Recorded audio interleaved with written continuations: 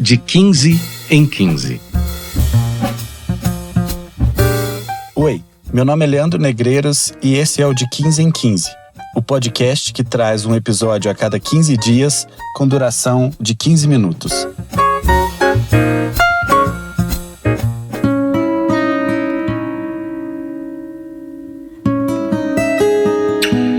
Episódio 1. Kátia.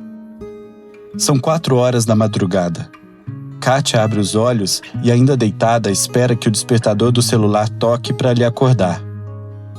Ela ouve o toque do celular às 4h10. E ainda não teve tempo de pensar em nada. Seu corpo parece o mesmo de ontem. Ela olha em volta e não há nada fora do lugar em seu quarto. Ela se levanta, dá 2 passos e já está no corredor diante da porta do banheiro. Toma uma ducha e não escova os dentes, porque quer tomar o seu café primeiro. Põe a mesma roupa do dia anterior. Elas não estão sujas, mas trazem lembranças da ida e da vinda do trabalho. As mangas trazem as marcas das dobras do braço e as calças trazem os amassados da dobra do joelho. O tênis é o mesmo. Foi branco, agora é bege, mas ainda é o mesmo. Ele a acompanha todos os dias no mesmo trajeto. A meia é outra, não repete meias. Ela repete a rotina todos os dias, mas não repete meia, calcinha e sutiã. Ela sai do banheiro direto para a cozinha, senta-se e fica olhando os ponteiros do relógio. Pergunta-se distraída se aqueles ponteiros sabem que horas são, ou só servem para transmitir para as pessoas o significado do tempo. Desse pensamento ela salta para ela. Pergunta-se se a sua existência só permite que outras pessoas vivam. Ela não tem certeza se está viva ou se facilita a vida para os outros. Levanta e abre a garrafa do café. Ela volta para a vasilha o café feito ontem. O café nessa casa é feito dia sim, dia não. Ela espera ele esquentar, mas não deixa que ele ferva. Se ferver, não presta. Está perdido. Põe o café na xícara e pega um pão dormido. Fica fazendo as contas e tem convicção de que aquele pão dormiu mais que ela. Ela o mastiga. O café forte e quente ajuda a amaciar o pão do outro dia. Casca e miolo têm a mesma textura. Ela ri em pensamento e entende que ele é pão. Casca e miolo têm a mesma textura. Escova o dente tão rápido que a pasta mistura com a borra de café ainda presente em sua boca. Passa um creme nos cotovelos para evitar que as pessoas descubram que ela é desleixada. Olhando-se no espelho, ela passa perfume. Pouco, porque não sabe quando a patroa vai viajar e lembrar-se dela durante a viagem. Ela guarda ainda a caixa do perfume, a sacola que o trouxe e a nota fiscal que a patroa esqueceu dentro do presente. Olhando em seus próprios olhos no espelho, ela se questiona se a patroa deixou de propósito o valor do perfume, para que ela soubesse dar valor na patroa que tinha. Ela sabe que gosta mais do perfume que da patroa. Ela não sente nada pela patroa. Kátia pega a bolsa do dia anterior e a apoia em seu ombro direito.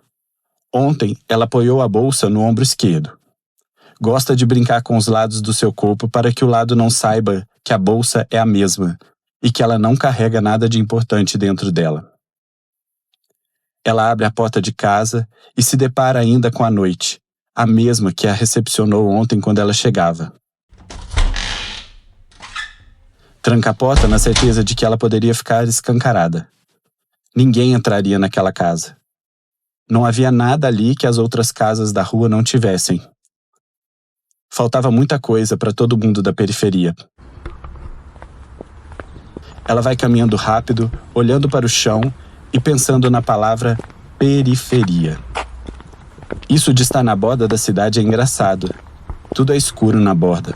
Fosse pela madrugada, que já a chamava para a vida, fosse pela qualidade das casas que não coloriam ou iluminavam nada, estavam sempre se deteriorando, como se na periferia, na borda da vida, tudo parecesse se estragar mais rápido. Kátia só levanta a sua cabeça quando sabe que já está próxima do ponto de ônibus. Caso contrário, ficaria com os olhos no passeio, sabendo que não encontraria ninguém importante e nada de bonito naquele horário. Quem quer que encontrasse na madrugada não fazia jus de um aceno ou consideração. Ela tem raiva de todo mundo que espera o ônibus naquele ponto. Na cabeça dela sempre surgia o questionamento de o porquê aquelas pessoas não se juntavam e se rebelavam com aquela rotina e desistiam de vez de esperar o ônibus, o final de semana, o início do mês, o salário, o fim do ano. Eles só sabiam esperar. Pensando, posicionou-se de pé do lado do letreiro do ponto de ônibus, que não mostrava nenhuma propaganda, porque o vidro estava todo trincado e as luzes queimadas. Esperava de pé. Achava mais justo que esperar sentado e cochilando. Pensando nisso, se deu conta que não tinha onde se assentar, a não ser no chão. Mas aí já era humilhação demais.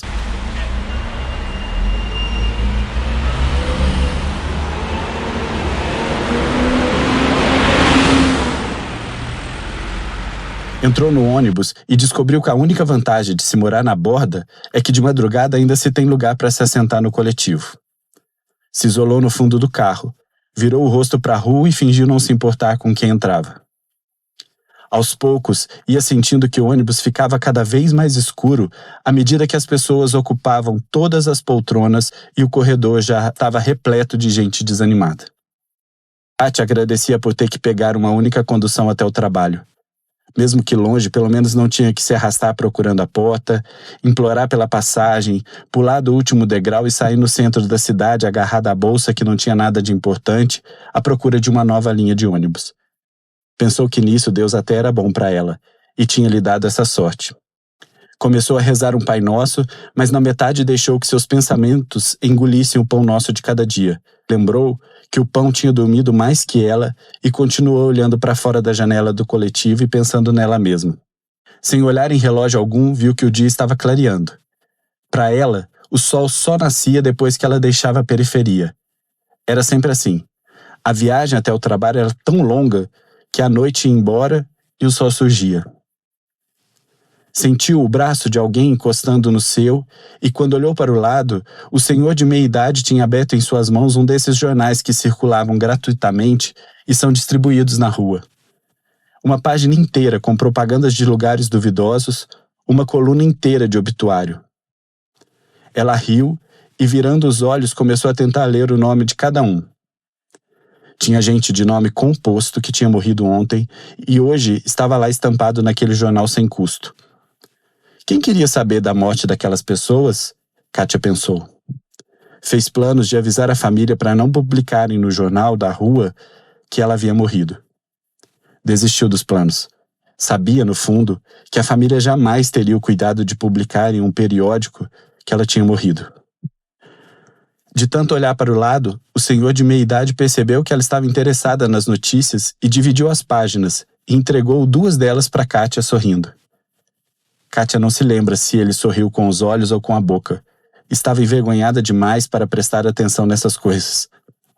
Procurou uma notícia ou outra e encontrou o resumo das novelas.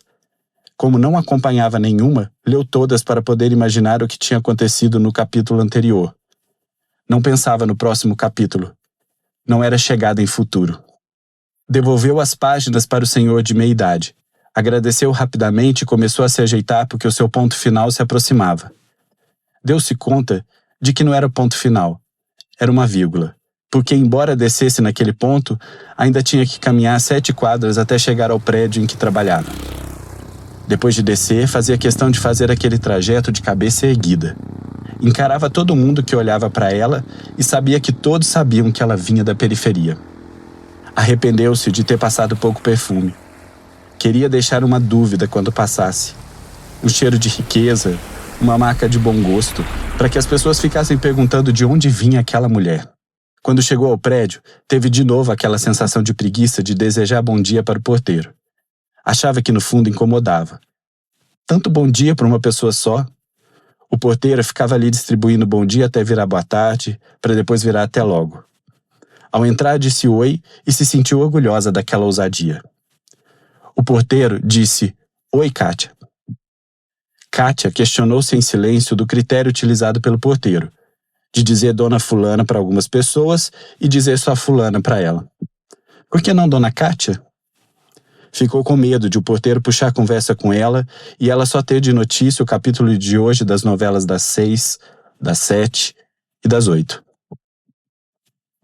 O porteiro nada disse, e o melhor, o elevador chegou vazio e partiu vazio. Ela teve ainda tempo de se virar e se admirar novamente no espelho. Percebeu que não tinha penteado o cabelo e ajeitou com as mãos o que não poderia ser ajeitado nem em um salão.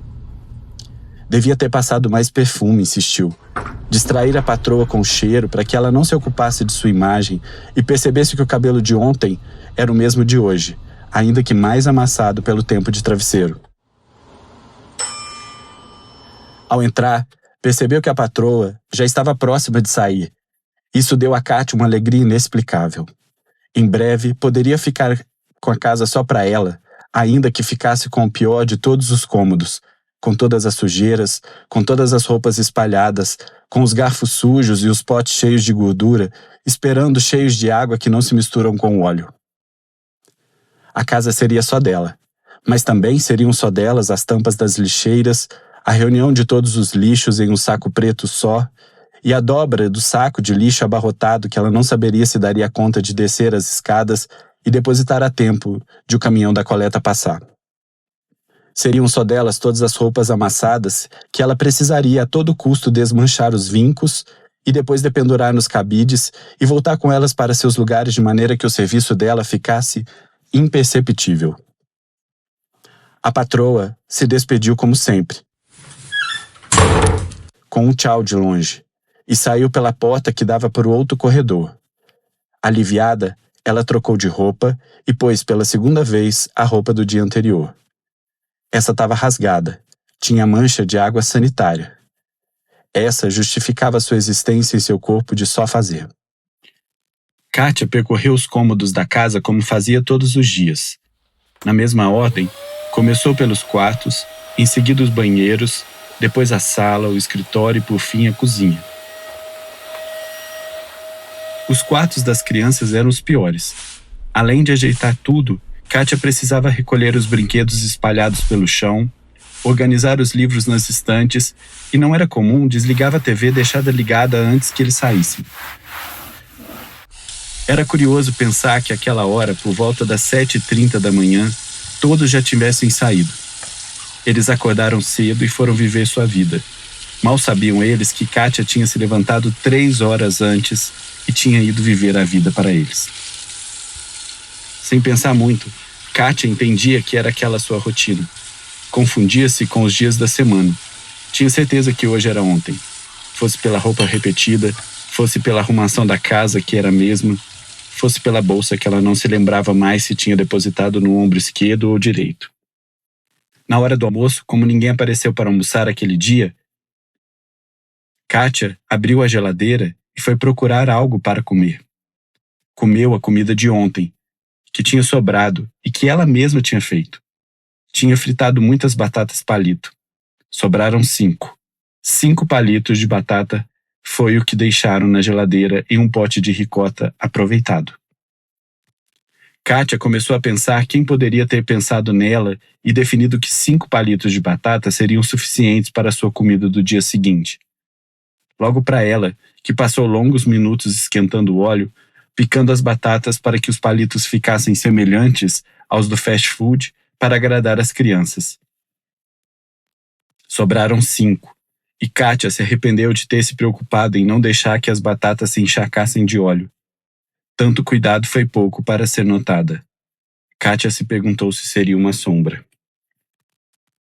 Colocou 4 colheres de arroz no prato, 5 palitos de batata, meia coxa de feijão e fritou um ovo. Não achou a carne. De quente, só o ovo.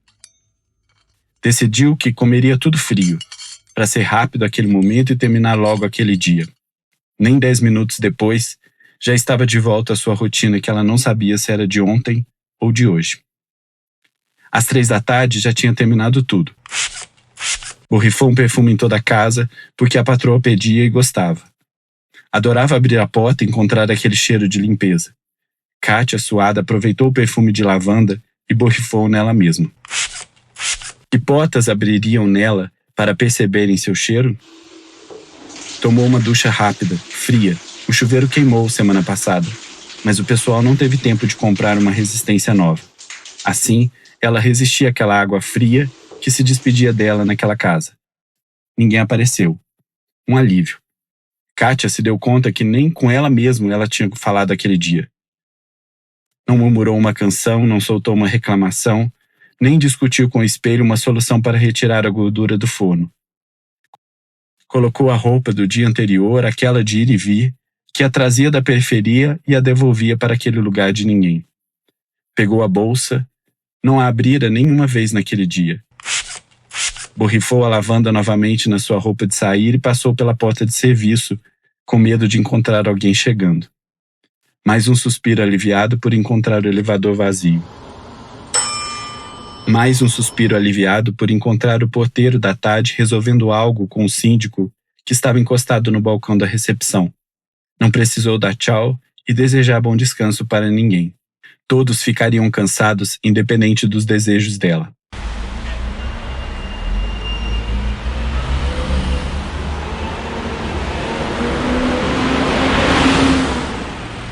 Ao chegar no ponto de ônibus, passou pela humilhação de ter que correr para pegar a condução das 16h30. Ao procurar um assento, viu que tinha uma poltrona vaga do lado do Miguel.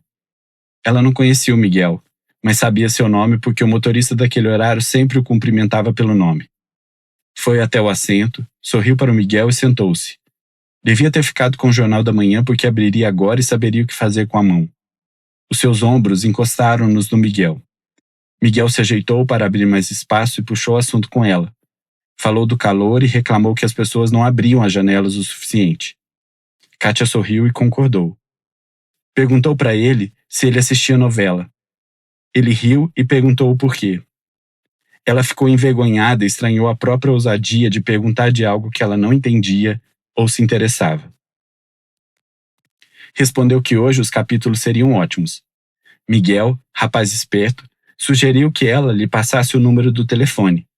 Ele assistiria os capítulos e depois lhe mandaria mensagem dizendo se tinha gostado ou não.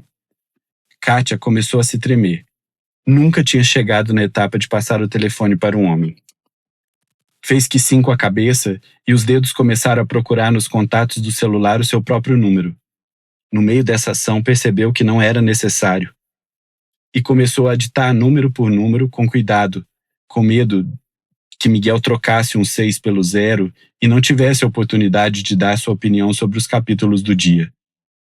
Entraram na periferia e já se passava das 19. Já estava escuro e o dia já tinha se baldeado para o lado da noite. Miguel desceu 2 pontos antes de Kátia porque era da mesma periferia. Kátia sorriu e percebeu que, com ou sem Miguel, sua vida era mesmo na borda. Chegou em casa e naquela noite mudou sua rotina. Sentou-se para assistir a novela das 6, tomou um banho, correndo, enquanto passava o noticiário local, voltou com o cabelo molhado e cheiroso para assistir a novela das 7. Cochilou durante o longo noticiário nacional e estatelou os olhos para assistir a novela das 8, que começou, a bem da verdade, às 21h10. Que atraso. Quando acabou, ficou esperando a mensagem do Miguel, que chegou por volta das 22h20. Ele não entendeu muito bem a história, mas pediria algumas explicações para ela no dia seguinte. Queria ter assunto com ela. Kátia agora podia dormir tranquila. Era a hora de começar a pensar em futuros.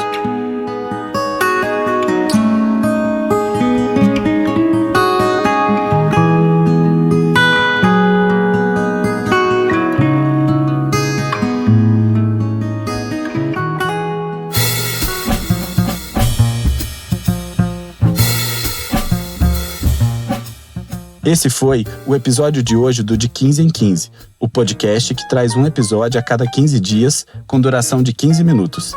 Daqui a 15 dias eu volto para contar uma nova história, porque toda vida merece ser contada.